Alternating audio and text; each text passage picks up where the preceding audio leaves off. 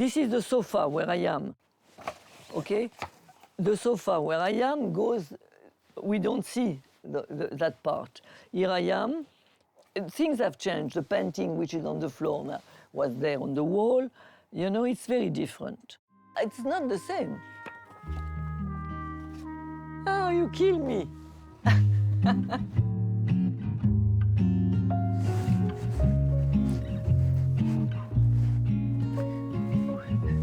This is my apartment, but basically these days, what do I do?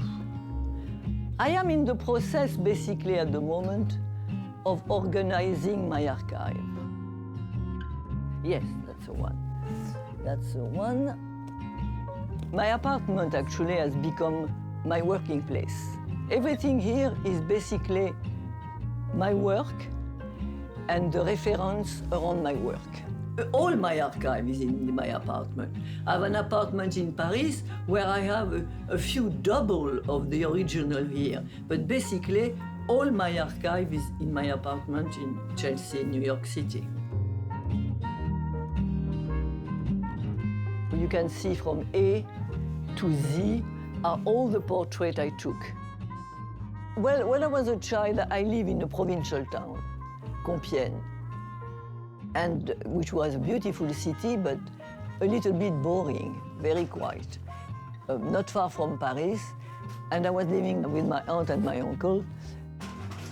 Fortunately, my aunt loved to go out, she entertained and everything, and she loved movies. And it was the years in France, the 50s and the 60s, where I went a lot to the movie and received a lot of American movies. There were a lot of newspaper stands in Paris in those years, so each time I would go to Paris, I bought a ton of them. And I started, you know, to cut pictures, put them on the wall. But in the attic on the top, there was an anteroom, and that's where I really put on the wall all my paintings, my cutting, my editing, and my decor, as if I was on a movie set. I wanted to be a journalist. That was my dream. I like life, I like to be in the street, I didn't like to stay inside, really.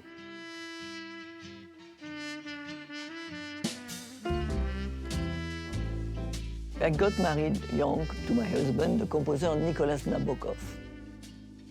He was a sort of cultural ambassador. He organized events. He was Russian. He spoke French, English, German, Russian on the same level. Very cosmopolitan. I met a lot of extraordinary personalities. I met Stravinsky, I met Balanchine, I met Robert Oppenheimer, I met Willy Brandt. He knew many worlds, so it really filled my curiosity.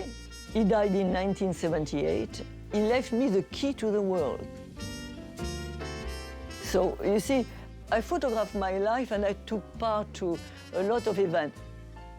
Karl Lagerfeld and André Léon Talley, Jack Nicholson. My pictures are not necessarily technically always very sharp, because I take risks. Whatever the condition, I take a picture. Even in a dark atmosphere, what counts is, you know, what I'm going to give you, you know, the feeling. So technically, sometimes they are not perfect, but sometimes because they are not perfect, they are the best. Whitney Houston and her husband.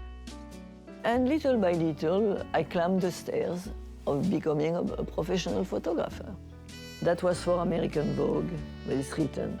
That was for the French magazine L'Express, William Burroughs, Peter Sellers, the director, Robert Redford for the French magazine. I took a picture, Norman Mailer. That I wrote the text and the pictures, Grace Kelly, John Didion. Gina Brown, at one point she asked me, and she said, well, why don't you photograph the offices of writers, you know, the place where they were. And I told her, you know, I've been photographing writers themselves for so long. I'm not so interested in their study. Why don't I do their bedroom? She said they would never let you come in. And we agree on the living room, and that's the way the living room started.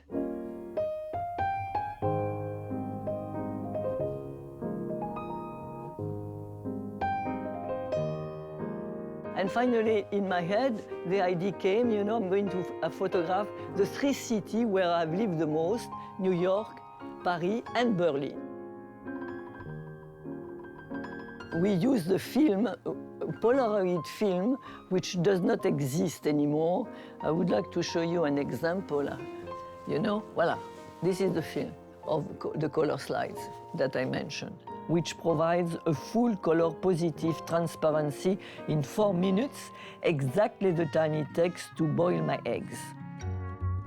Bob Wilson, the famous theater director, Julian Schnabel, this is the famous poet of the Beat Generation, Allen Ginsberg. This is the living room with his shoes.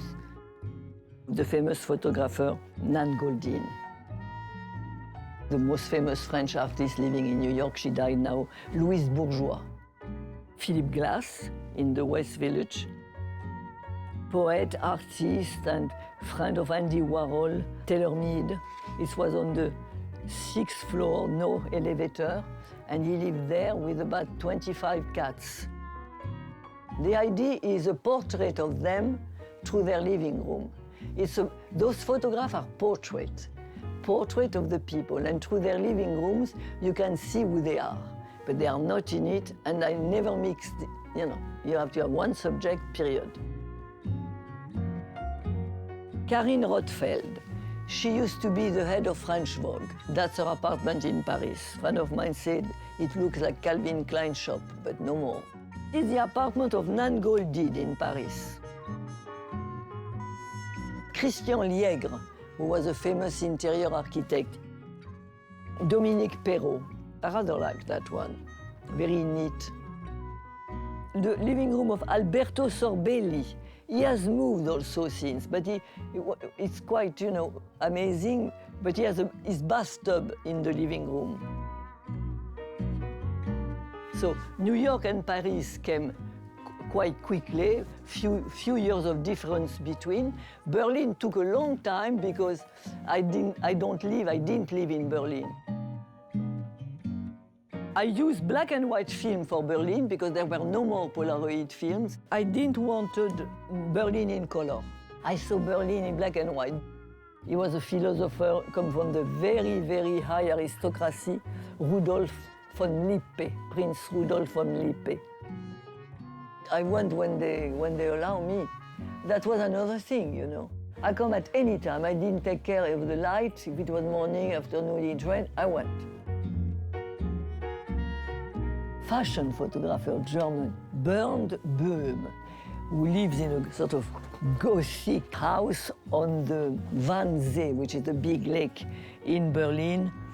And it's a house where I wouldn't like to spend the night. You know, it's very bizarre.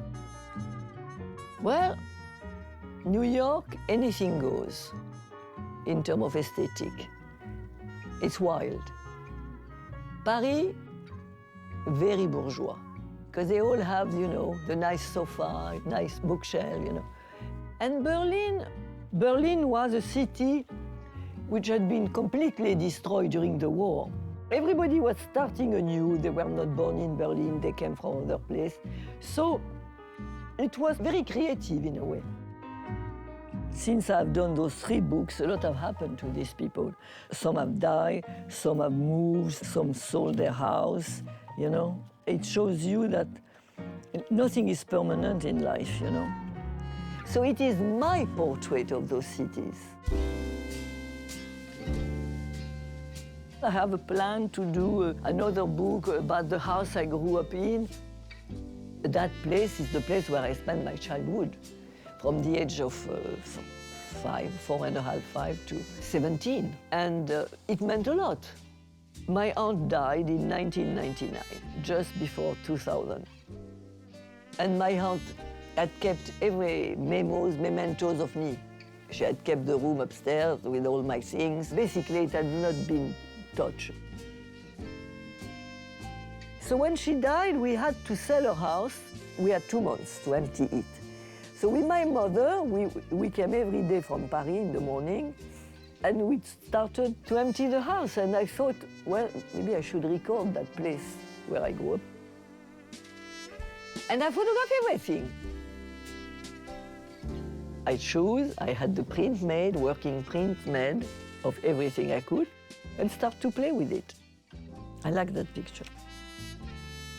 It's a personal book. It's the first time I really do a sort of memoir. I don't know, big question. I don't know if people will like it. I'm a bit nervous because I'm showing myself there a bit. In a way, I was not meant to do interiors. I was meant to do people. I would like not to be remembered only as a photographer of those living rooms. I would like to be remembered a photograph of my portraits or everything. And I mean, it's endless. And I cannot show you everything, so I wish that we could have a week and I could show you everything.